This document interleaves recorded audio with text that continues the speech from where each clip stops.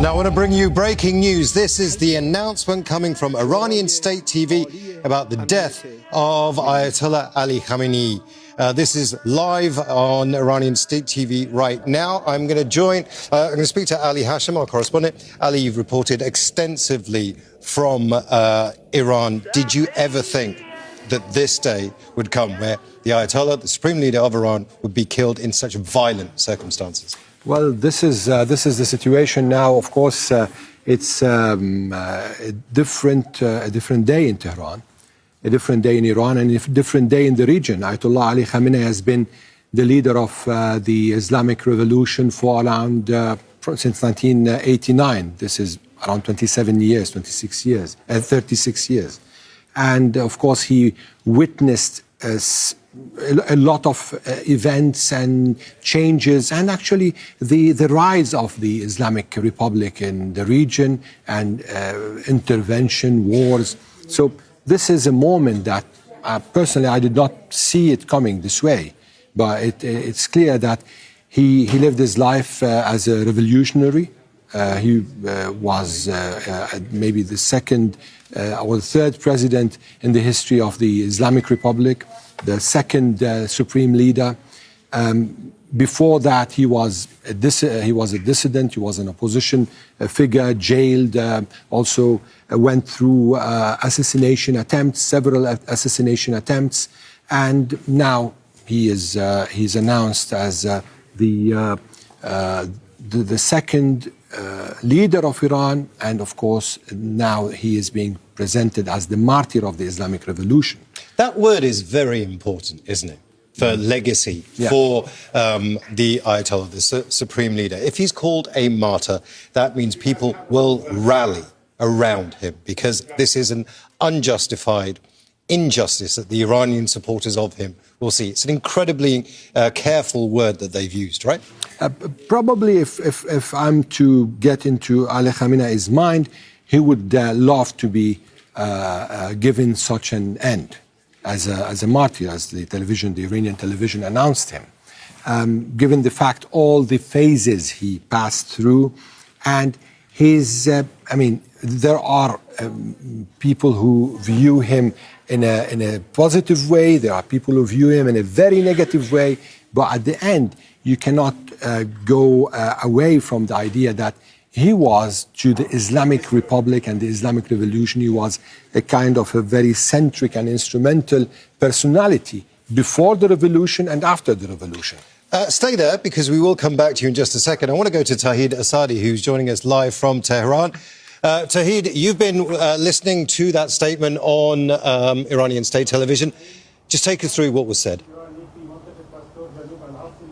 Well, the gist of the matter is that after hours following the announcement and reports coming from the United States and Israeli sources, and after the U.S. president saying that the Iranian supreme leader Ayatollah Ali Khamenei is dead, now we've got the confirmation from the state TV of the country that this death has been confirmed. So right now we can say that Iran's supreme leader is killed, is dead, and that is opening a very new phase of developments, domestically speaking, of course, when it comes to the foreign relations of the country. Speaking of the context, we know that earlier we yesterday heard reports of massive explosions being heard in Pastor neighborhood, an area in which the office of Supreme Leader and the office of Iranian President was located. Initial reports, initial statements coming from Tehran were on the basis of denial of reports related to the killing of Iran's supreme leader. But right now we've got the confirmation, and that opens a mechanism, that opens a sort of trajectory for appointment of a new leader. And then that, if I may, I can explain that according to the Article 111 of the Iranian Constitution, now there is going to be a council of 3 people: Iranian president, head of the judiciary, as well as 1 cleric from the Guardian Council, running the country for a short period of time until the next leader is appointed. And on that, we know that the Assembly of Experts, or as they say in Persian, the Majlis Khabregan, are going to make a decision on the appointment of the new leader. This is the process that over the next few days we are going to experience, but no doubt this is a game changer and there are going to be repercussions, and we're following to see how future could unfold in that regard. Stay there, because I will come back to you. I want to go to Ali Hashim right now. We've got to talk about succession right now. Now, Shia Islam is very hierarchical. One of the best examples of that is Hezbollah. We went from Hassan Nasrallah, the leader, the Secretary General of Hezbollah, all the way to Naim Qassem within days. The succession's been talked about. Tawhid was just mentioning there the Assembly of Experts. There is a process for all of this, but it's always a fool's game to try and figure out who might be the successor. But in this current situation, whoever takes over the role is not going to be in the mood to negotiate with the Americans. He's going to be a lot more hardline, right? Well, absolutely. Now, with the leader of the Islamic Republic and the Islamic Revolution killed by the Americans and the Israelis, the next leader is going to have to stand still and to be resilient when it comes to how to deal with the Americans. And this is one of the issues, that how the direction will be. Will it be a direction towards a revolutionary leader, a leader who is going to adhere more and more to the Islamic Republic and the Islamic Revolution? And you know, there are several influences in who the leader will be, because we have the security layer, we have the clerical layer, we have also the narrative layer. We start from the narrative layer with this leader ending up as a martyr. Well, let's talk about his life. Let's talk about his life. Let's talk about what his legacy actually is. We are now going to go to an obituary, which has been put together by Victoria Gatenby, taking a look back at his life. Born into a clerical family, Ali Khamenei studied at the religious seminary in Qom under the most prominent Shia scholars of the day, including Ruhollah Khomeini, who would later be the leader of the Iranian Revolution. Influenced by Khomeini's revolutionary ideas, Khamenei actively participated in anti-monarchy protests starting from 1963. He became a leading figure in establishing a new Iran after the monarchy was deposed in 1979. When the Iran-Iraq war broke out in 1980, the young Islamic Republic was struggling to establish itself both domestically and internationally. In 1981, Khamenei, a fiery orator in support of Khomeini, won the presidency. Throughout the 8-year war with Iraq, he frequently visited the front lines, earning the loyalty of the Revolutionary Guards. Iran was internationally isolated and economically devastated when Ayatollah Khomeini died in 1989.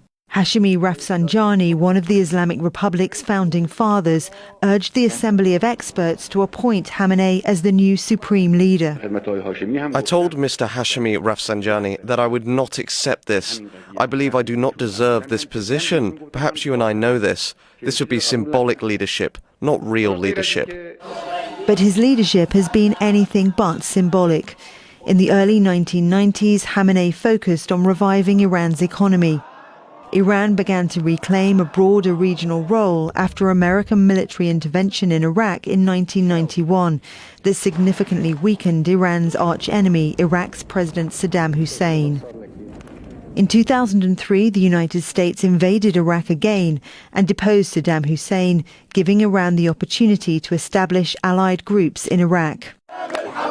When the Arab Spring erupted in 2010, Iran supported Syrian President Bashar al-Assad's military suppression of the opposition, and its influence expanded in Syria, Iraq, Lebanon and Yemen, which Iran refers to as the Axis of Resistance. At home, Khamenei favoured conservative presidents throughout his tenure, but he frequently found himself at odds with presidents in a power struggle. Khamenei's leadership faced its strongest challenge during the 2009 presidential election, when many took to the streets for months claiming the election was rigged. The country faced socio-political tension and economic devastation as Western sanctions devastated its economy. Barack Obama's presidency raised hopes for improved ties. In 2015, Khamenei authorized then-President Hassan Rouhani to sign a nuclear deal with world powers, most notably the United States, under which Iran agreed to reduce its uranium enrichment in exchange for the lifting of Western sanctions. But the US withdrew from the agreement in 2018 under President Trump. Khamenei then directed officials to accelerate Iran's missile and nuclear programs. In 2020, the United States assassinated Qasem Soleimani, a staunch Khamenei supporter and commander of Iran's Quds forces, further deteriorating Iran's relations with the West. Amidst the economic crisis, discontent continued in Iran. In 2022, nationwide protests against Mahsa Amini's death in police custody after she was accused of violating the mandatory hijab laws were one of Khamenei's biggest challenges. After the Hamas-led attack on October 7, 2023, Israel targeted Iranian officials, including its embassy in Damascus, in April 2024. Iran responded by launching hundreds of drones into Israeli territory. In the following months, Israel assassinated Hamas's political bureau chief Ismail Haniyeh in Tehran and killed Hassan Nasrallah, the Secretary General of Hezbollah and Iran's most important ally in the region. Iran retaliated by firing nearly 200 ballistic missiles at Israel. A ceasefire was implemented after 12 days. Khamenei called for regional cooperation to stop Israel. The policies adopted by our enemy are to sow the seeds of division and sedition, to drive a wedge among all the Muslims. They are the enemies of the Palestinians, Lebanese, Egyptians, Yemenis, Syrians and Iraqis. Tensions flared up again after protests broke out in Iran in December 2025, first against the plummeting currency, then anti-government protests spread across the country. President Trump said he would attack Iran if it executed hundreds of protesters. Washington began a rapid and large-scale military build-up in the region, and Ayatollah Khamenei warned that any military conflict would not be contained within Iran's borders. To anyone who seeks to attack, the Iranian nation will deliver a strong blow.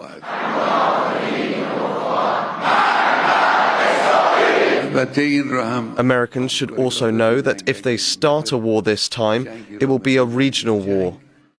Weeks of diplomatic effort to de-escalate followed, with Oman mediating 3 rounds of indirect talks between the US and Iran. Iran had proposed a deal authorized by Khamenei, but on the eve of further talks, Israel and the US attacked Iran. With the assassination of Ayatollah Khamenei, Iran now stands at a historic crossroads, facing a future without the man who had guided the nation through turbulent times for decades.